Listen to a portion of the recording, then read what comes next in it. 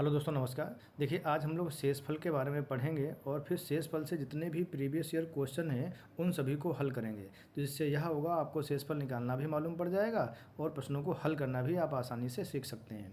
आइए स्टार्ट करते हैं। देखिए, शेषफल हम लोग कैसे निकालते हैं, उसका तरीका क्या है। जैसे हमारे पास में लिखा होता था कि 11 को अगर हम 3 से भाग करते थे, कभी 11 को अगर हम 3 से भाग करते थे तो हम लोगों को क्या बताया गया था कि 3 का पहाड़ा पढ़ते थे जो 11 के पड़ोस में पहुँचे तो 3 3 या 9 होता था। उस 9 से तो 2 बड़ा है, तो हम लोग कह देते थे कि हमारे पास में जो शेषफल है वह कितना आ गया, 2 आ गया। ऐसे ही हम लोग कभी अगर प्रश्न पढ़ते हैं कि जैसे अगर 9 को हम लोग 5 से भाग करें तो हम लोग पहाड़ा पढ़ते हैं, 5 का पहाड़ा पढ़ेंगे, 9 से ज़्यादा नहीं होना चाहिए, तो 5 करना 5। उस 5 से या 9 कितना बड़ा है, तो आप कह देते थे 4 बड़ा है, तो हमारे पास में यह शेषफल मिल जाता था। अच्छा, हम लोग यहाँ पे कॉन्सेप्ट क्या लगाएंगे कि जैसे हमारे पास में 10 लिखा है, तो इस 10 को मान लो 3 से भाग करना है, तो हमारे पास यहाँ पे 2 शेषफल बचेंगे। क्या बचेंगे, ज़रा वो समझेंगे। जैसे पहला कॉन्सेप्ट ये होगा, इसमें हम लोग प्रयोग करेंगे कि 10 से छोटी वह संख्या जो 3 से डिवाइड होती है। तो 10 से छोटी वह संख्या जो 3 से डिवाइड होती है वह है 9। उस 9 से यह 10 कितना बड़ा है, तो 1 बड़ा है, तो हम लोग लिखेंगे +1। शेष पर कितना आएगा, 1। अच्छा, अब हम लोग 10 से बड़ी वह संख्या जो 3 से विभाजित होती है तो वह है 12। उस 12 से यह 10 कितना छोटा है, तो ये 2 छोटा है, तो हम लोग लिखेंगे -2। ऐसे ही समझते हैं। ज़रा एक चीज़ और इसमें, जैसे हमने लिखा यहाँ पे 7 को मान लो भाग करना है 5 से। अब यहाँ पे हम लोग देखेंगे हमारे पास में 2 शेषफल बचेंगे, एक प्लस का बचेगा और एक माइनस का। अच्छा, 7 से छोटी वह संख्या जो 5 से विभाजित होती है तो वह है 5। उस 5 से यह 7 कितना बड़ा है, तो 2 बड़ा है, तो हम लोग लिखेंगे +2।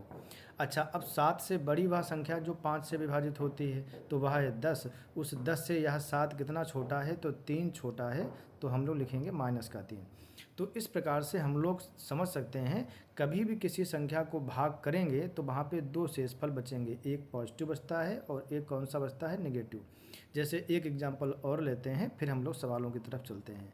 जैसे हमने भाग किया है 13 को मान लो 7 से, तो अगर हम 13 को 7 से भाग करें तो 13 से छोटी वह संख्या जो 7 से विभाजित होती है तो वह हो गई 7। उस 7 से यह 13 कितना बड़ा है, तो 6 बड़ा है, तो हम लोग लिखेंगे +6 शेषफल बचेगा। अच्छा, अब 13 से बड़ी वह संख्या जो 7 से डिवाइड होती है वह है 14। तो 14 से यह 13 कितना छोटा है, तो 1 छोटा है, तो आप कहेंगे -1। तो इस प्रकार से हम लोग समझ सकते हैं कि हमारे पास में किसी भी संख्या को विभाजित करेंगे तो 2 शेषफल बचेंगे, एक पॉजिटिव और दूसरा कौन सा होगा, निगेटिव। अच्छा, जैसे हमारे पास में ये प्रश्न है तो उन प्रश्नों को समझते हैं। देखिए, जैसे हमारे पास में कोई प्रश्न लिखा है, मान लो लिखा है 13 को भाग करना है 4 से, तो आप कह देते हैं अगर हम लोग भाग करेंगे तो हमारा बचेगा शेषफल +1। अच्छा, यहाँ पे अगर यही लिखा होता कि 13 की पावर 14 और बटे में लिखा होता 4, अब आपसे कहता कि आप भाग करिए और शेषफल बताइए, तो आपको परेशानी होती। मगर आपको नहीं परेशान होना है, हम लोग यही कॉन्सेप्ट यहाँ पे लगाएंगे। अच्छा देखिए, 13 को अगर 4 से विभाजित करें तो 4 का पहाड़ा पढ़ेंगे तो यहाँ पे शेषफल 1 बचेगा, तो हम लोग लिखेंगे +1। पूरे की पावर कितनी है, 14। एक ऐसी संख्या होती है कि जिसकी पावर कुछ भी हो, एक हमेशा एक ही रहता है, तो यहाँ पे हमारा पास में आंसर कितना आ जाएगा, 1। दूसरा सवाल समझते हैं। जैसे हमारे पास में लिखा है 27 को भाग करना है मान लो 13 से, और 27 की पावर हमने कर दिया 28। तो अगर हम लोग इसको विभाजित करेंगे तो क्या आएगा, अब 13 का पहाड़ा पढ़िए। 13 का पहाड़ा पढ़ेंगे तो 13 दूना 26। मगर हमारा यह चीज़ ध्यान रखना होगा कि शेषफल हमारा यहाँ पे एक ही बचना चाहिए, एक या तो पॉजिटिव हो या नेगेटिव, उससे फ़र्क नहीं पड़ता है। तो 13 दूना 26, मतलब शेषफल कितना बचा, +1। अब पूरे की पावर कितनी है, 28, तो हमारा शेषफल आ जाएगा यहाँ पे 1। अच्छा, यही अगर यहाँ पे यह लिखा होता मान लो 25 और 25 की पावर होता 26 और बटे में है 13, तब आप भाग करते। अब देखिए 13 करना 13, अब शेषफल बचेगा 12, मगर हमको 12 नहीं लेना है, 13 का पहाड़ा पढ़िए। हमने बताया है आपको, हमको पॉजिटिव और नेगेटिव दो प्रकार के शेषफल बचते हैं। तो एक बार पॉजिटिव बचेगा तो 13 का पहाड़ा पढ़ेंगे तो 13 करना 13, 13 से 25 कितना बड़ा है तो 12। अब आप यहाँ पे देखेंगे 25 से बड़ी भाग संख्या जो 13 से डिवाइड होती वह है 26। उस 26 से 25 कितना छोटा है तो -1, छोटा होगा तो -1। तो हम लोग को यहाँ पे याद यहाँ रखना है, एक ही लेना है, चाहे पॉजिटिव में आए चाहे नेगेटिव में। तो यहाँ पे देखेंगे एक पॉजिटिव आएगा वो शेषफल आएगा 12 और एक नेगेटिव आएगा -1। तो 13 का पहाड़ा से हम लोग यहाँ पे -1 ले लेंगे। क्यों? क्योंकि 13 दूना 26, उस 26 से 25 कितना छोटा है 1, तो 1 छोटा है तो -1। पूरे की पावर कितनी लगी है 26। याद रखेंगे माइनस की पावर कभी भी सम डिजिट होती है तो वो प्लस में बदल जाता है और आंसर आ जाएगा इस प्रकार हमारा 1।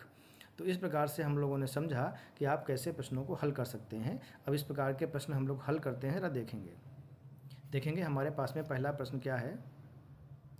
अब देखिए यहाँ पे आपके पास में दो प्रश्न दिए हैं तो इन प्रश्नों को हल करेंगे। अब जैसे पहला प्रश्न है तो 14 का पहाड़ा पढ़ेंगे तो हमारे पास में 1 बचना चाहिए। तो 14 पंचे 70, उस 70 से 69 कितना छोटा है तो 1 छोटा है। तो हम लोग छोटा है तो -1 लिख लेंगे। पूरे की पावर कितनी है 70। और आपको जैसा बताया गया है माइनस की पावर कोई भी अगर सम डिजिट होती है तो माइनस प्लस में बदल जाता है। तो ये क्या आएगा आंसर आपका 1। अब नीचे वाले प्रश्न को देखेंगे। 7 का पहाड़ा अगर हम लोग पढ़ेंगे तो 7 दूना 14, उस 14 से 15 कितना बड़ा है तो 1 बड़ा है। तो हम लोग लिखेंगे +1। पूरे की पावर कितनी है 15। यहाँ पे क्या लिखा है -3। तो 1 की पावर कुछ भी 1 ही आता है, बाद में लिखा है -3। तो इसको हल करोगे तो आपके पास में -2 आएगा। हालांकि यह -2 आंसर है मगर कभी माइनस में लिखा नहीं जाता है शेषफल। तो अगर कभी भी माइनस में आ जाए तो आप क्या करेंगे, नीचे वाली डिजिट से घटा देंगे। तो 7 में से 2 जाएगा तो आंसर आपका कितना आ जाएगा 5। आइए आगे प्रश्नों को देखते हैं। देखिए आगे प्रश्न आपके पास में क्या कह रहा है। अब देखिए यहाँ पे यह प्रश्न क्या कह रहा है। यहाँ पे अगर 4 का पहाड़ा पढ़ें तो यहाँ जाएगा 4 चक्कू 16। तो शेषफल यहाँ पे क्या बचेगा +1। पूरे की पावर कितनी दे रखी है 19 और क्या लिखा है आगे -2। तो 1 की पावर कुछ भी हो 1 ही रहेगा, बाद में लिखा है -2, यहाँ से -1 आएगा। तो माइनस में कभी भी आता है तो 4 में से 1 घटा देंगे तो आपके पास में आंसर आ जाएगा 3। नीचे वाला प्रश्न देखेंगे। अगर हम लोग 5 का पहाड़ा पढ़ें तो 5 चक्कू 20, तो उस 20 से 19 कितना छोटा है तो 1 छोटा है। तो छोटा है तो -1। पूरे की पावर कितनी लिखी है 277, माइनस में 1।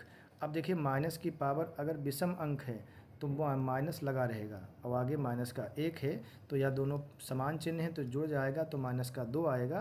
कभी भी माइनस में आता है तो नीचे वाले में से घटा देंगे तो 5 में से 2 जाएगा तो आपके पास आंसर आ जाएगा 3।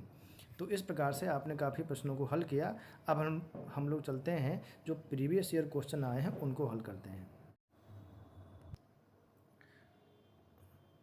अब देखिए यहाँ पे यह एक प्रश्न है जो CDS परीक्षा में पूछा गया है। अब यहाँ पे हल करेंगे। देखिए 65 की पावर 99 को भाग करना है आपको 11 से। तो यहाँ पे शेषफल बताना है आपको। तो 65 की पावर 99 है उसको 11 से भाग करना है। तो आप भाग करेंगे तो 11 छक्का 66, उस 66 से 65 कितना कम है तो 1 कम है, मतलब -1। पूरे की पावर कितनी 99। अब देखेंगे माइनस की पावर ये विषम डिजिट है तो माइनस लगा रहेगा, मतलब -1। अब आप जब माइनस आ जाता है तो नीचे वाले में से घटा देते हैं तो 11 में से 1 जाएगा तो मतलब आंसर कितना आ जाएगा 10।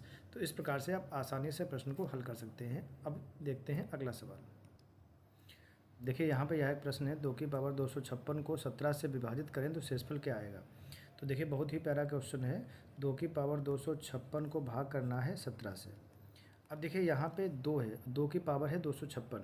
अब 17 से डिविजिबल करना है तो आप क्या करेंगे, तो 2 की पावर कुछ ऐसा लीजिए जो 17 के पड़ोस में पहुंच जाए। तो आपको पता है 2 की पावर 4 कितना होता है, 2 दूना 4, 4 दूना 8 और 8 दूना 16।